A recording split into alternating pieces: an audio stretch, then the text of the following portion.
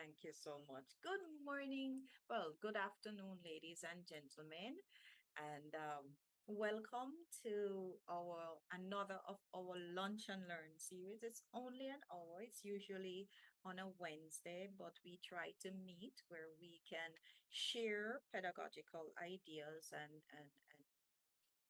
ways of engaging with our students. And so I wanted to just say a warm welcome. Particularly, so of course, our Yardis, our Mona peeps, you're always welcome. But we also want to extend a warm welcome to those from the other campuses. So Global Campus is here. We also have some colleagues from St. Augustine. Welcome, and we hope that you'll find the session beneficial. My name is Michelle Stewart McCoy. I am the faculty developer, educational developer with responsibility for 21st century technologies. So I try to help with using these different tools to help you to engage learners a little bit more. I am joined today with my trusty partner, Mr. Dominic Williams. Dominic will be sharing files, checking the chat for me, helping me out. So Dominic, as usual, I'm always going to do this, Dominic. If you could just say a word or two, please.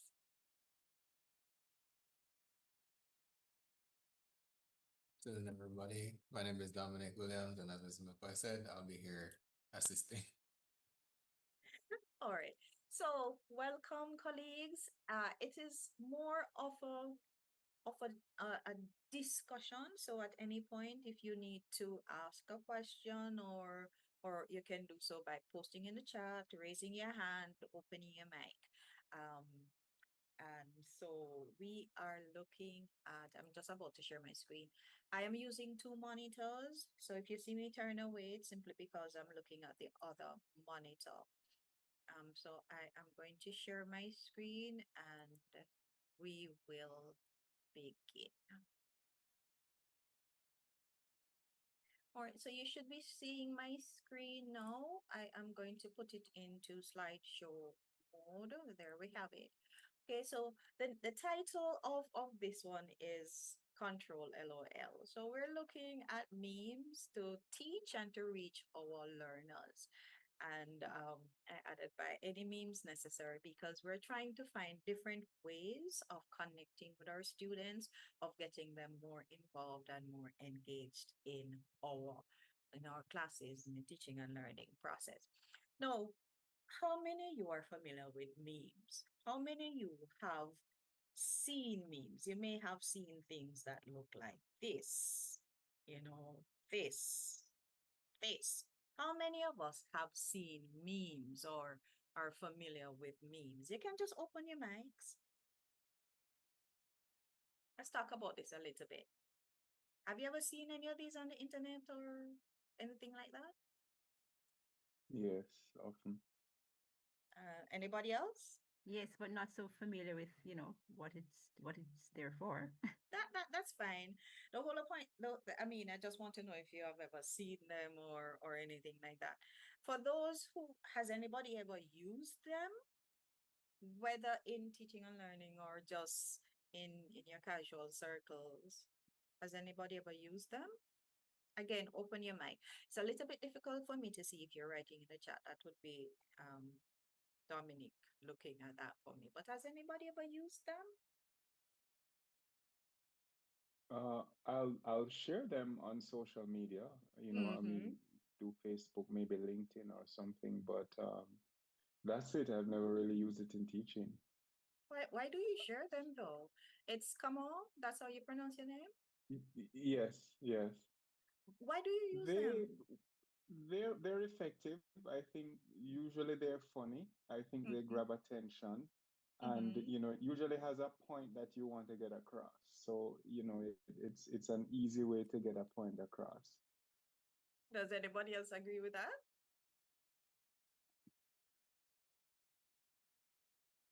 Well, that's the truth of it, Yes. really. Somebody's talking? I agree with that. I do similar. Sure, Right. I've only created one meme in my lifetime. Two. I think. But otherwise, sometimes if something strikes me as pungent or quirky, without, I might share it to certain parts of my Yeah. social circles, depending on the topic. I too have shared them on social media in my WhatsApp group and so forth for that same reason. That the message comes across, recognize exactly what it is, and they're funny, you know. So when we talk about a meme, first of all, let's do a little bit of history. From as early as 1976, Richard Dawkins, who was an evolutionary biologist, he actually came up with the term meme, and he used it to describe ideas that spread and evolved through cultures, something like genes in biology. And so that term was how we started out with something that spread. And so now when we talk about memes, we're talking about something that's a little more specific. So we're talking about an image or a video, because you can have animated images and videos, or text, which is usually funny, that spreads rapidly, and you can have slight variations. And so if you realize what Kamal has said, all of these are actually what the characteristics are. So they're recognizable. Most persons can immediately understand what the meme is saying. Um, they are recognizable based on how it is put together. The content is relatable because it's usually based on some kind of shared experience, so that different persons are going through. The information is easy to share. You can simply pass it on. You can put it in your WhatsApp, on social media, Twitter, anywhere that you use. And it's usually funny. It's not always funny, but usually memes are funny. Now, when we think about using meme in education or for educational purposes, it means that we borrow some of these characteristics and we apply them to the teaching and learning context. All right. So why would we want to use them in education? This is why we would want to use them. Well, they reduce anxiety. So humor makes some difficult topics less threatening. So microbiology and astrophysics, physicism, or whatever these complex sounding topics are, if you add a bit of humor, it does make it less threatening. So a meme that shows something like struggling citation is less stern than you as the facilitator putting, you must cite your sources at all times. Okay. So they help in the reduction of anxiety. They increase engagement because students actually look at the memes and they see that little feedback and they pay attention to it. And because we tend to give traditional feedback, which is text-based and lengthy, and we complain that students tend not to read the feedback that we give them. If we use memes in addition to our traditional feedback, we can begin to increase their engagement with the feedback that we're giving them. Okay. Um, we also use memes in the teaching and learning context to help with memory retentions. So you will see where psychology has taught us, and there's different literature that tells us that when you compare humor and emotions, it is a better result.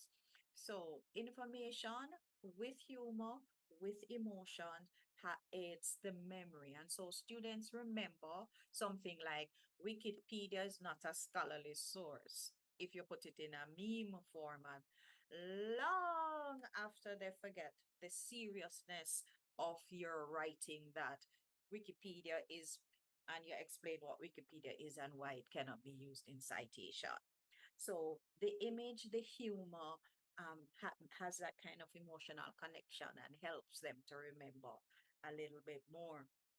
And then they boost community. So when students see the meme about somebody else who's struggling with deadlines, about citation issues, about punctuation issues, they realize that it's not just a me thing. It is something that other persons in the community. So it helps to normalize the challenge somewhat.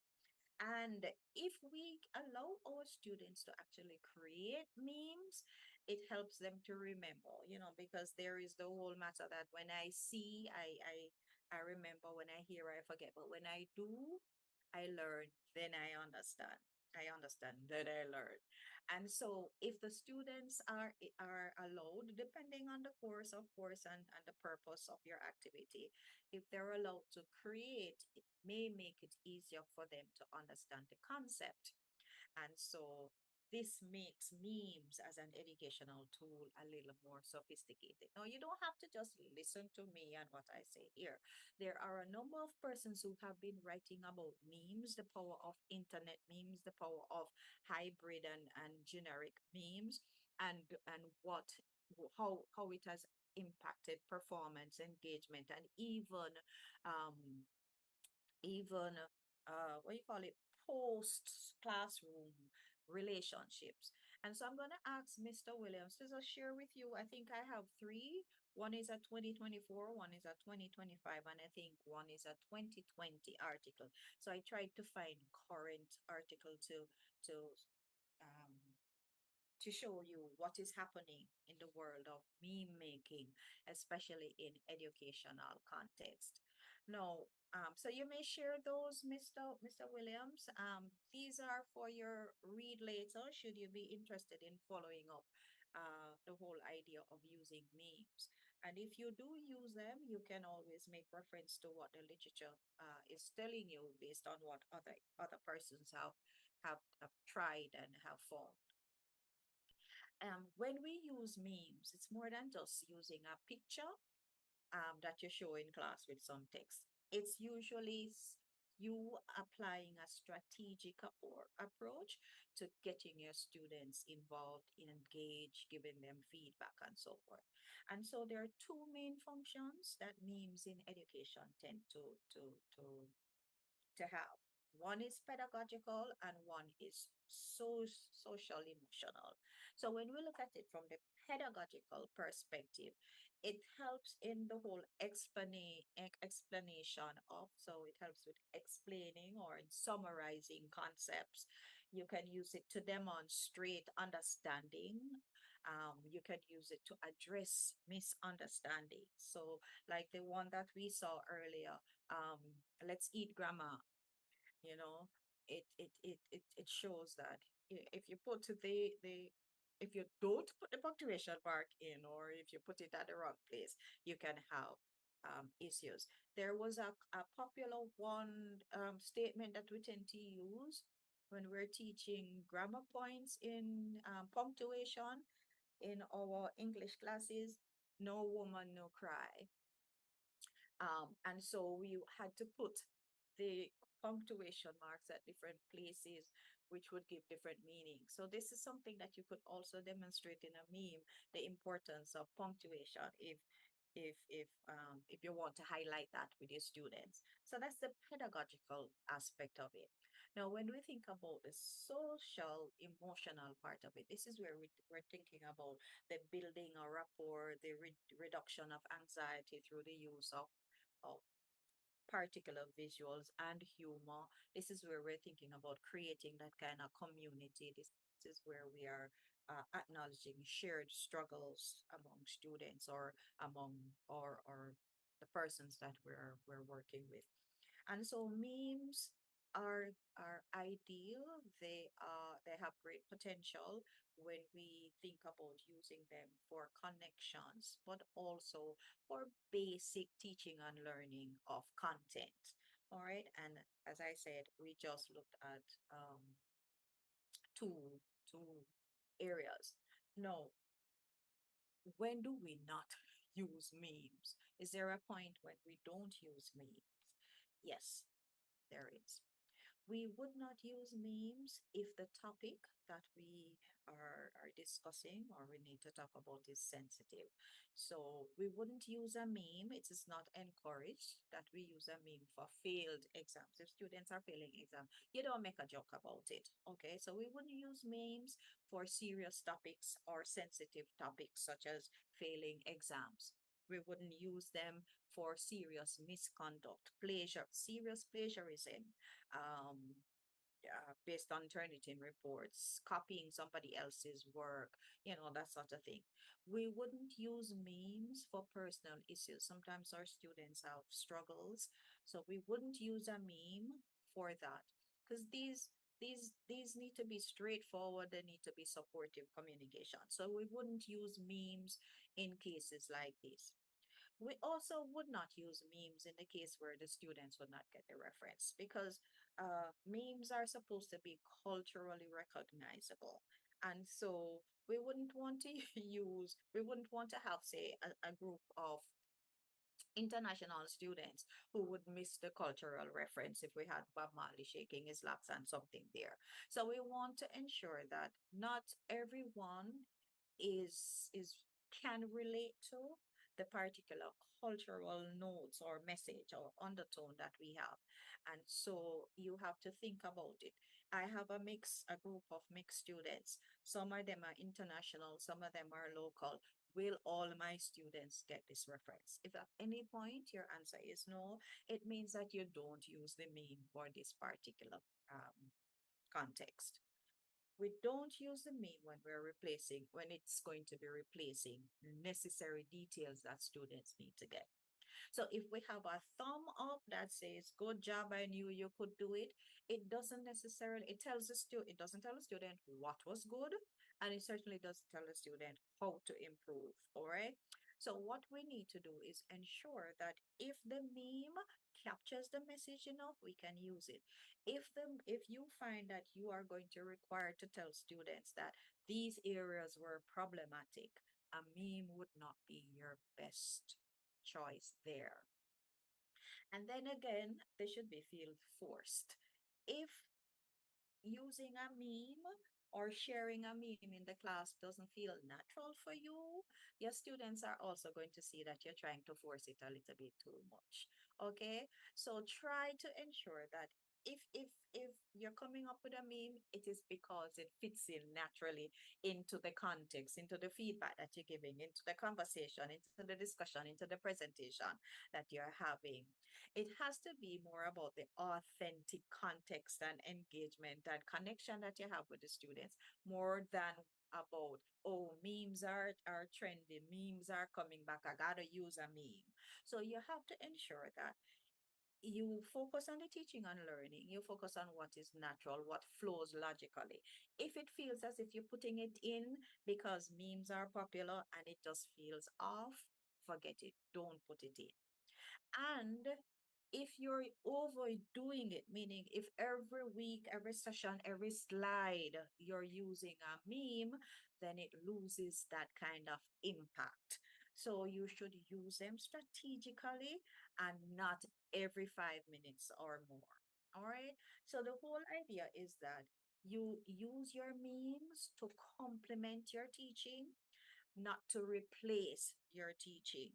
And so you use memes when they're appropriate, when they capture the full message that you have, and when, of course, your students understand the cultural context, because the image is supposed to help. All right. I've been talking for a little while. Are there any comments, any questions at this point? Dominic, I think some other persons joined after. You could share the articles again in the chat, please. Any questions, any comments, any a light bulb is coming on. No, I could probably see, okay, oh, I could use this.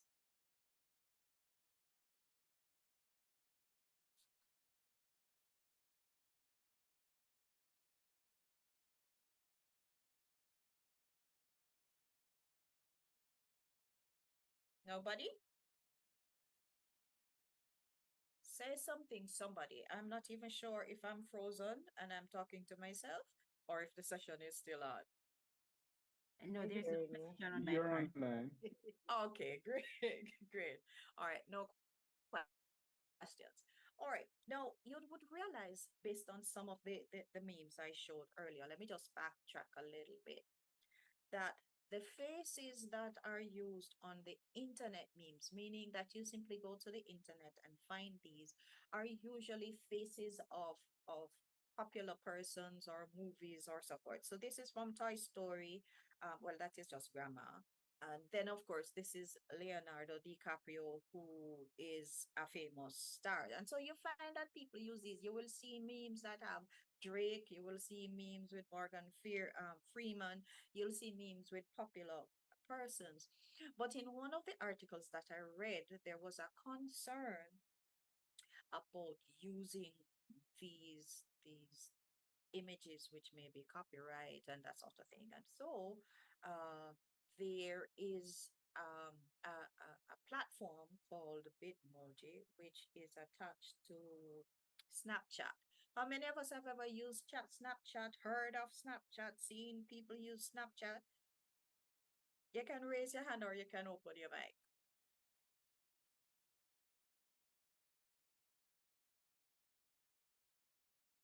Hi, Michelle. I've seen it, but I've never used it. Oh, you have seen it. All right, that's fine. So Snapchat is a company that has Bitmojis. I see Kamal Rosetan, I see Christopher and going up. All right. And so Snapchat has what we call Bitmojis stickers, which are small versions of you or other persons that you can use. So they are individualized. And so there is, well, I thought about using Bitmojis as memes, but I realized that there's also research, well, not research so far. I haven't seen any research, but I've seen blog posts and so forth where Bitmoji stickers can work well as memes in education. And they can use in the educational context because one, they are personal and they are relatable. They represent you. So normally you create a Bitmoji that represents you. Some people tend to go for an identical image of themselves once the setting up the avatar allows that. But then there are others who create representations of themselves. The whole point is that the Bitmoji represents you. So it adds warmth, it adds personality when you create your messages. And so it makes your feedback and your announcement, the comments that you make to your students a little more human and a little more relatable. All right, so that's the first thing. The second thing with Bitmoji stickers is that they're visually simple. So the design is clean, the design is clear, and it is consistent, even if you make adjustments and tweaks to your Bitmoji. And so it helps your students to focus on the message rather than trying to decode and try to understand what an unfamiliar meme format looks like. So they don't have to be wondering who this person is and what exactly is this making reference to. The Bitmoji tends to be very clean. The other thing which is important is that they tend to avoid the whole copyright or cultural sensitivity issues.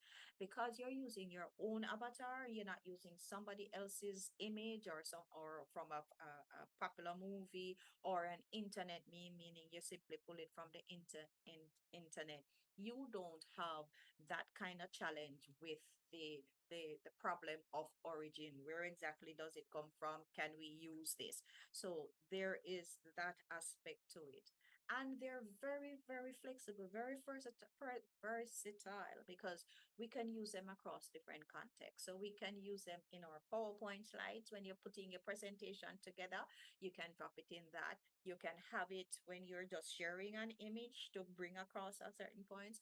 You can use them if you want your students to do debates, and so you can probably have two persons facing off and have the text there so you can use them to segue into discussions or group activities for students.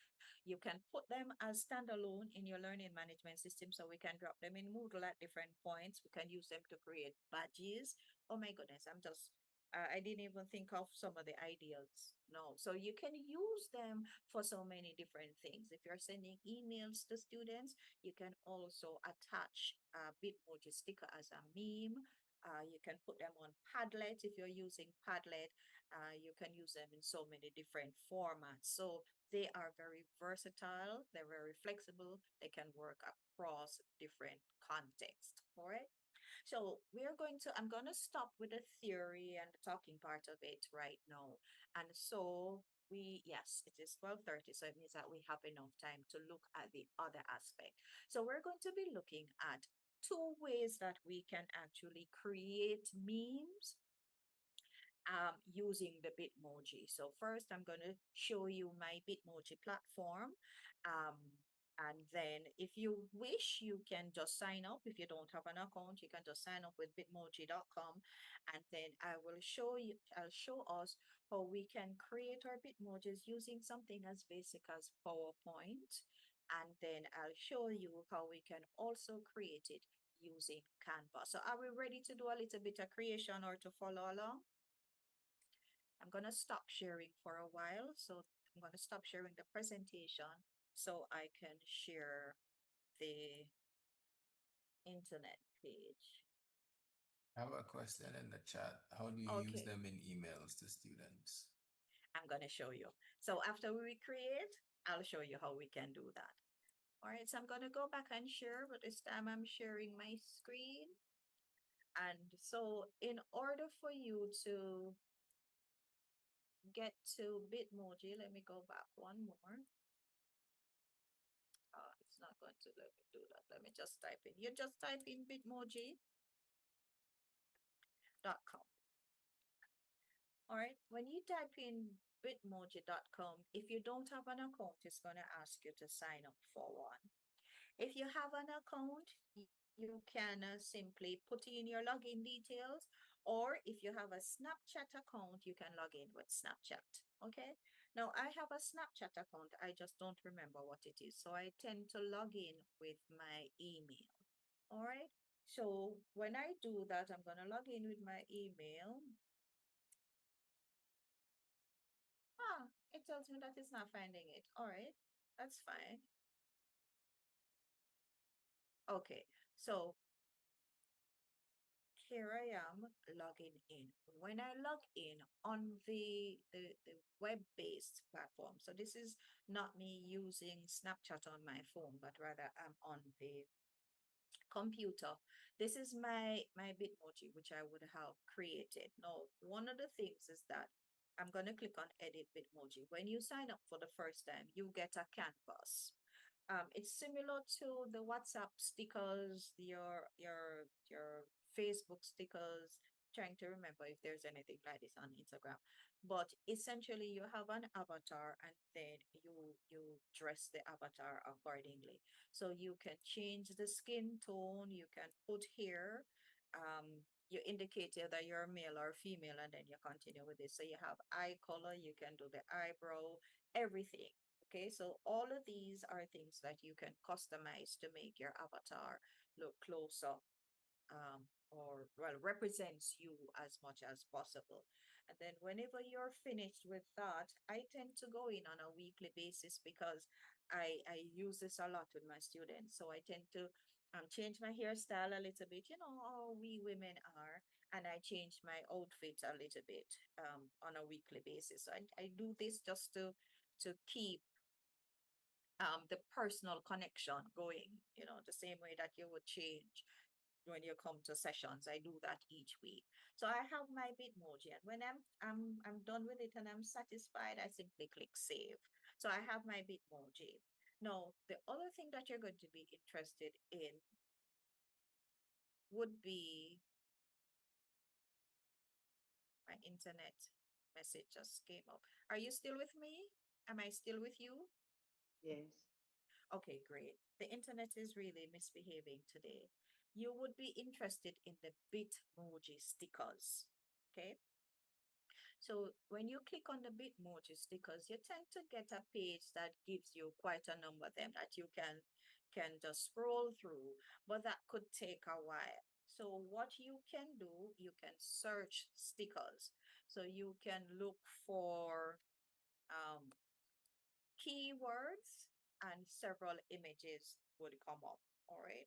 So you realize that some of them have text because we're going to be using this for teaching and learning purposes. You want to ensure that the images that you use are appropriate. All right.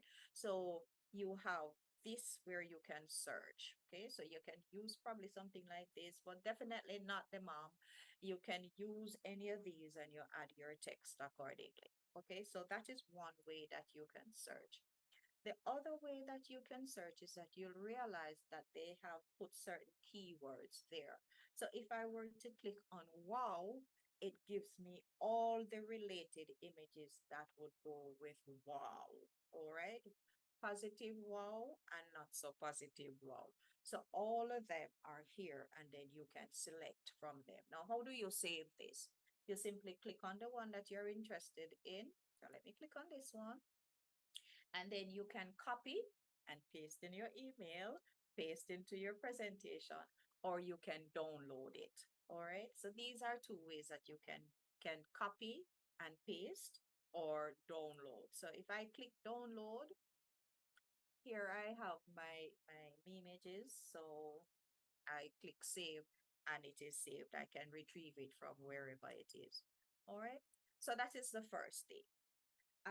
There are some of the Bitmoji stickers that already have text. Now you may have realized that most memes, when you see them, well, all memes have text and an image component, whether the image is animated, video, or otherwise. Some, the traditional ones from about 2015, we don't see that anymore, have text at the top and text at the bottom.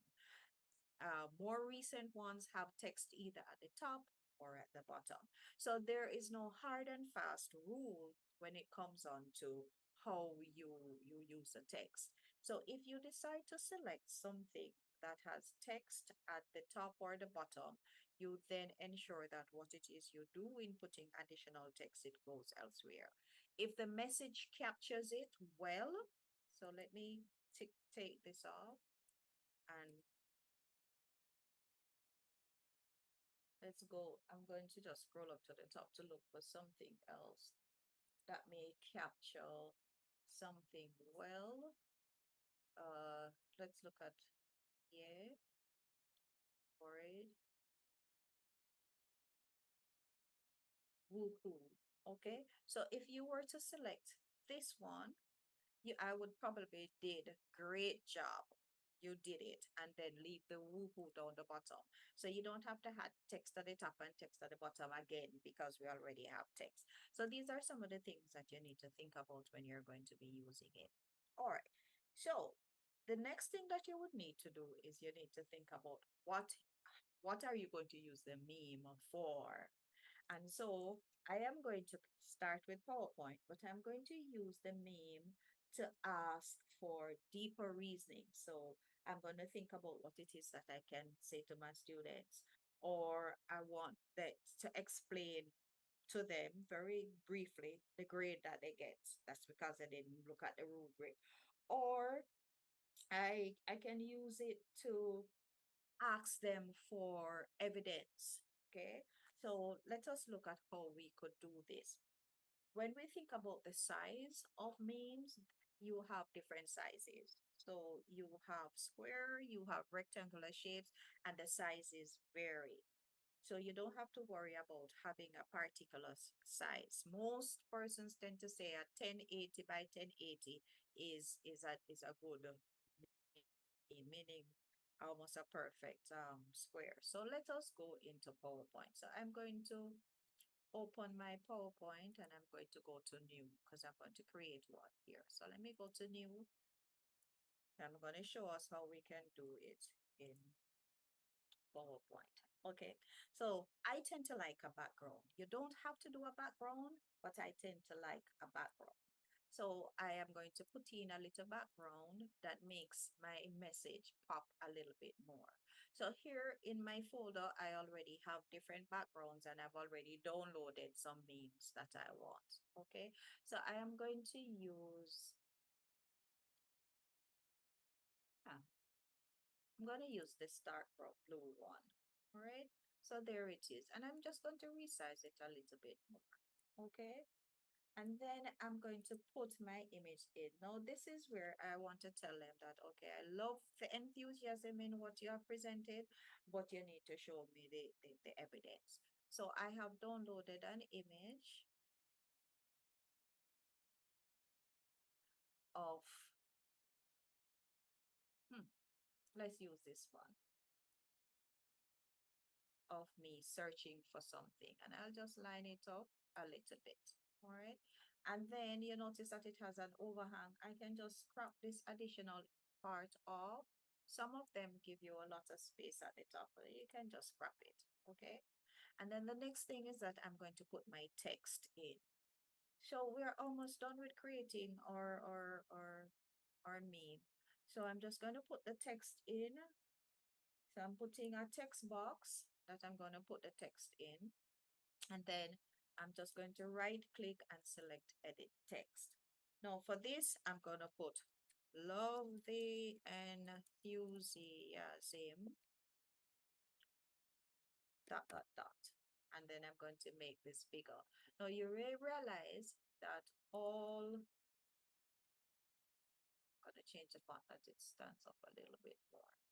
There we go. All the memes that you may have seen tend to have capital letters. I think it just makes the message come across a little bit more. So you can do the same.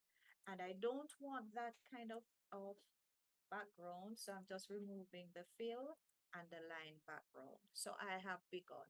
So I have love the enthusiasm, and I'm going to put the second part of the message. So all I'm going to do is just copy and paste and change the text context. All right. So love the enthusiasm. And down here, I'm going to ask the question, but where is the evidence?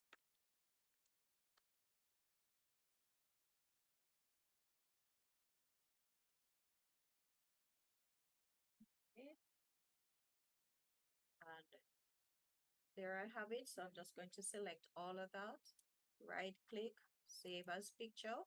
Missing your S. My S where? Where's? Oh, but where's? Thank you so much. Also, because it's a little bit bigger, I'm just going to make this a little bit smaller so everything goes. All right, like 42 it is.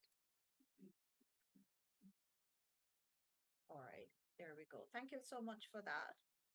And then I select all of it, right click and save as image. Okay. So it's going to ask me where I want to save it. I'm going to save it in the folder that I'm currently working in. So I'm just ensuring that I have it saved somewhere. So I'm putting it in here and I'm calling it, where is the evidence?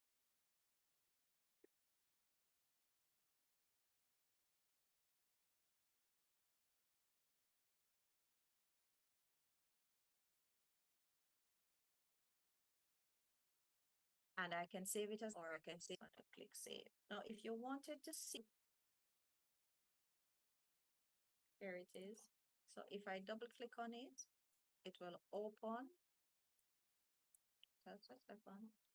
And there is my image. I can simply retrieve it from wherever and I can share it in my presentation. I can put it on my students' assignment if I'm marking them electronically. I can attach this in an email that I would be sending to my student, that sort of thing. I'll show how you can put it in the body of your email if you're sending a message to your students in just a little while. All right, so that's one very simple way of creating your meme. And we did that in PowerPoint. Okay, so PowerPoint is more flexible than most of us give it credit for. The other thing that we could do is that we could create our meme. We could create our meme in Canva. Canva has a meme generator. All right, so if you go to Canva and you type in meme, okay, just gonna click meme. What it does, hello, search. All right, it has a meme generator there. So I'll click on the meme generator. So you'll realize that these come up. So these are different memes that it has, and you realize that it has different sizes for the memes. All right, so you can do that. I'm gonna click on one of them, and I'm gonna click on customize. Now, I don't have to do that. If it had come up in time, you would have seen that I could create a blank one. But I'm gonna just use this one since we have access to this one. All right. And then this is in Canva. I don't want to use any of this, so I'm just going to remove all of this information. I'll probably keep the text because I'm going to need the text for when I'm writing my information. So I would have to go to upload and upload my meme. All right. So I have my images, I have my background, and I have my image. So let me look for that very quickly. Going to 25, 26. And I'm going to where I have my images for my meme saved. All right. So I have my background. I can select my background. I'm going to use the same. So please note that it has uploaded the background, and if I click on it, it comes over here and I can easily resize it. Okay, and then the next thing that I need would be my image. All right, so let me say I'm using this one instead. There, it has uploaded it, and I click, and I can easily make it bigger. Now, please note at the top, I still have some empty spaces, so I can just crop it a little bit. There it is. And then for this, I would put something like, I'm going to put the same information. Love the enthusiasm.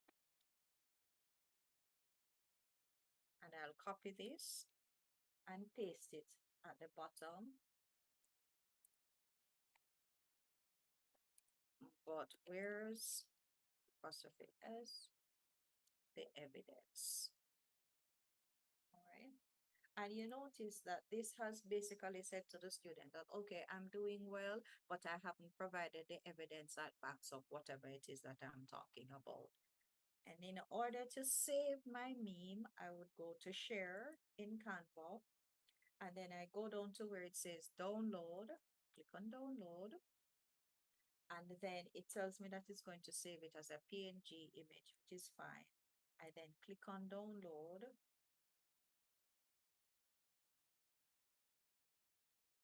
And it's going to give the name of whatever the original meme was, but I'm going to change it to where is the evidence?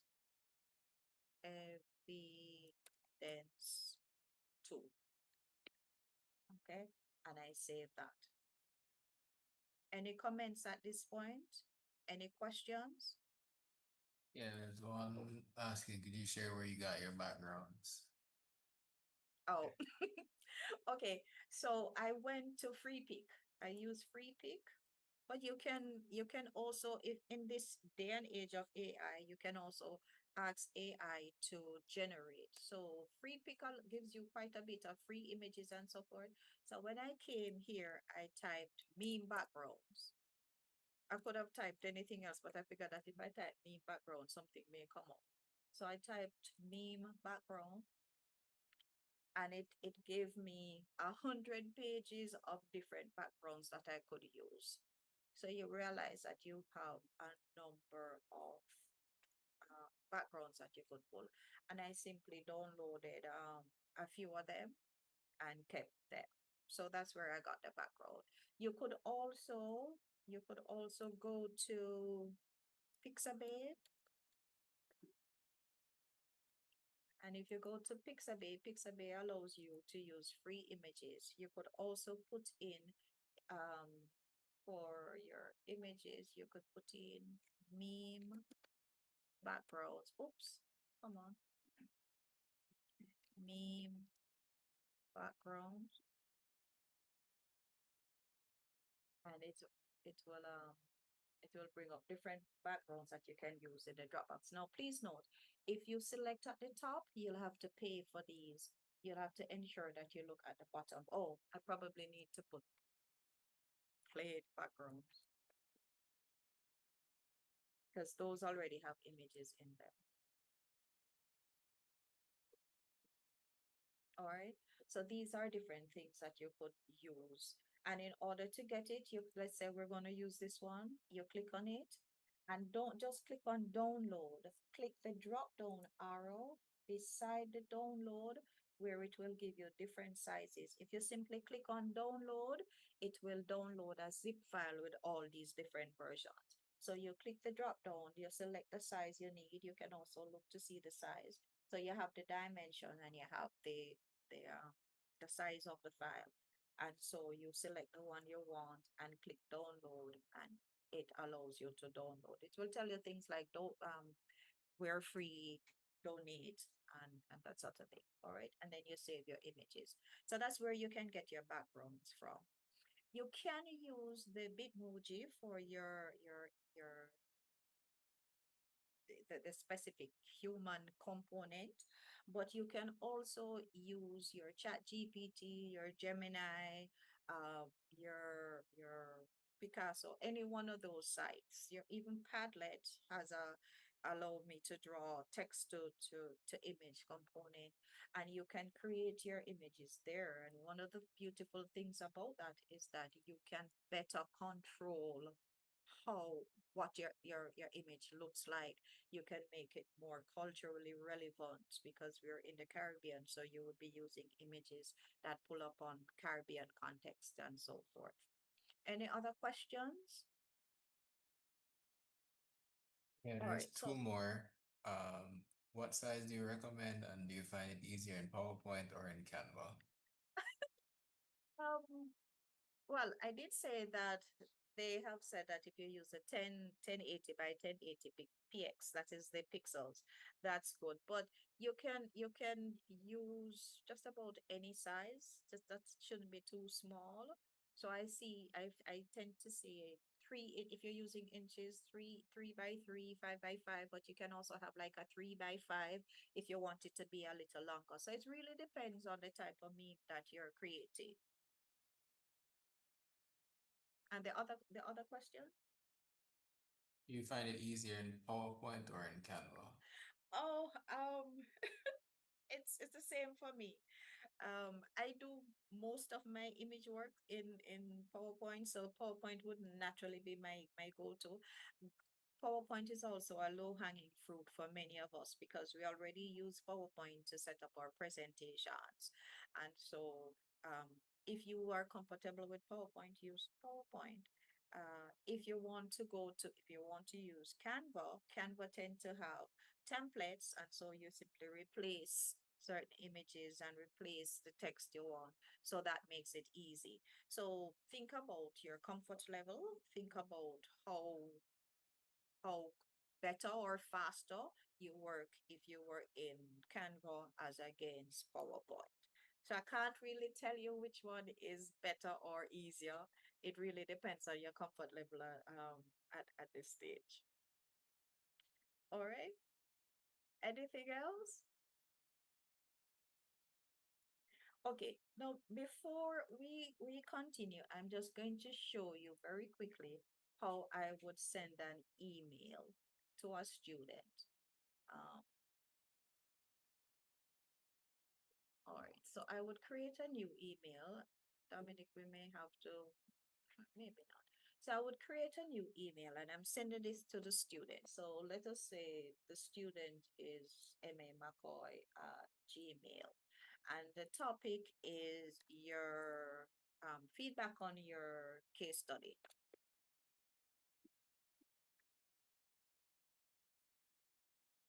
On your case study.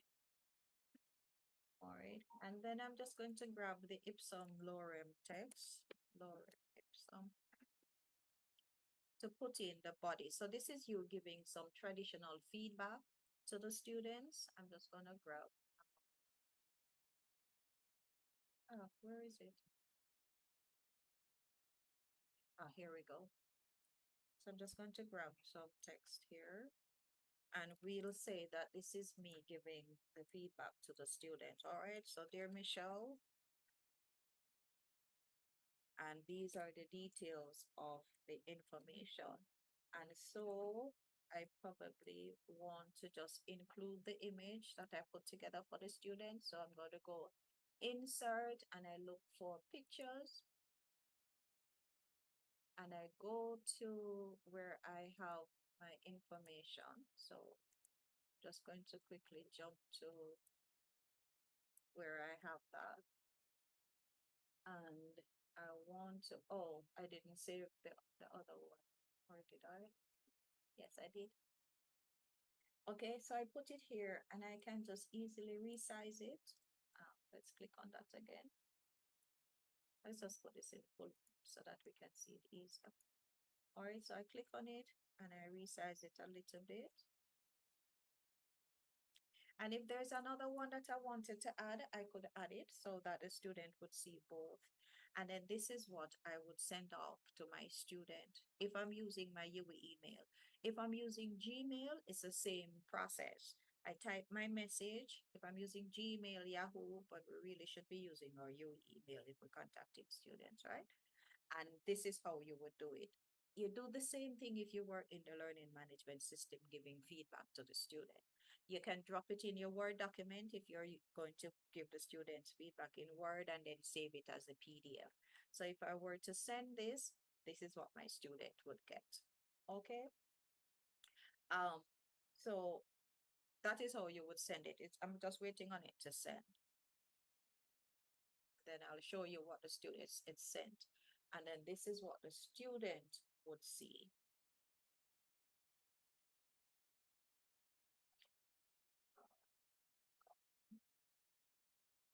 Dominic, we may have to do a little bit of tweaking before we send this recording out.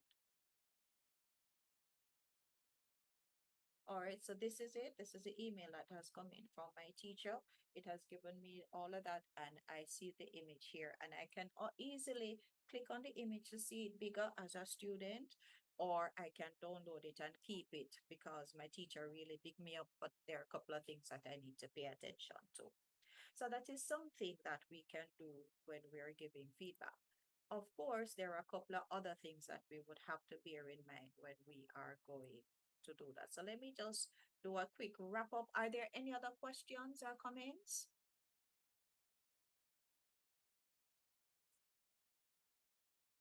All right. Now, a question that may be asked is, should I use my memes to replace the traditional feedback? I mean, sometimes the feedback can be heavy and the students not really paying attention to it and so forth. The short answer is no, absolutely no. There is a place for both. Now, ideally, we should use both of them, but there is a place for each. Memes tend to lack the kind of specifics that we want them to have. Students need to know what was done well, what wasn't done so well, and how to improve on it.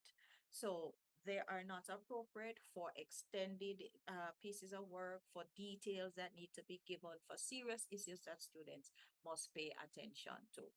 Okay, some students may not like the memes, and so we tend to say, talk to your students. So when you use it, ask their feedback, ask if this is something that you'd want to use more. Because we operate in a higher education institution, it means that we need to ensure that we give students detailed feedback, telling them what they did well, what they didn't do so well, encouraging them to reflect on certain areas and so forth. And so we use the memes when we want to build rapport. All right, they're micro messages that help to connect. So we use them to build rapport, to reduce anxiety, to give quick reinforcement points, or to point out certain things to grab students' attention. These are the things that we use it for. All right, humor works, and humor works, the images work, we can connect to students and so forth. We use traditional feedback when we need to give the students the details, give them fulsome information on where they were going, how they were going, what they need to improve. All right. And so we're not encouraged to replace traditional feedback with memes. But memes have a place, and so we can use the memes to get engaged with our students. We can use it to connect with them. But we have to use them responsibly. And we can start with one meme. Think of an area, think of the purpose. Do you want to encourage students to give better evidence or something? Think of just one thing that you can use for next week. And when you do so, then think about how can I make my meme humorous, but focused enough so students can see what is happening. All right. And I think we have come to the end of the session. We have looked at the whole idea of how we can use something that's light, that is culturally popular, that is trendy, that is visually enabling, that can connect our students. That is basically what they are accustomed to. But we have to use it in the bigger scheme of teaching and learning. So you have to still think about, one of the things that I tend to say is that we always think about the learning and what the learning outcome is. The same exists here. What is it what kind of feedback you want to give the students? What is it you want the students to point out? Is it punctuation? Is it research? Is it something that has to do with the content? So these are some things that we can do. And you realize that creating them is simple. Just get an image, get your text, open up a PowerPoint, put a background. I like the background. You don't have to use the background. And put it together, save it, and share it with students by any meme necessary. Okay, so we encourage you to test this. If you do, let us know.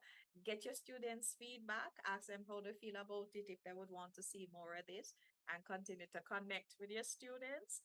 We have been putting together guides at the end of the session based on the chat and feedback. So when this is ready, we will share that. But certainly we'll share the recording with you as soon as it becomes available. We have an evaluation form because we'd love to hear how well we're doing, what we're doing right, what we need to improve on. And we also have a section which asks, what else would you want to see us do? So we are encouraging you, please fill out the evaluation. And again, thank you for coming, and thank you so much to our other colleagues who are not from the Mona campus, Global Campus, St. Augustine. I don't know if any Kville persons came, but thank you for coming. And please look out for the other sessions that we have for this semester. Any last words while I'm wrapping up? Any last words? Any last comments? Yes, thank you. You're most welcome. Thank you. Funny enough, I've used Bitmoji on my phone because I have the phone app, but I Right. didn't know that it was even available online and all of that stuff. So that's fantastic. Thanks. Great. You're welcome. All I right, bye-bye. tend to use the desktop a lot more than I use my phone. So I've been using it. It's easier for me to just download or copy from my computer from one place to the document that I want. So yes. Yeah. All Thanks. right. Have a good one, colleagues. Thank you so much, Mr. Williams, as usual. Yeah,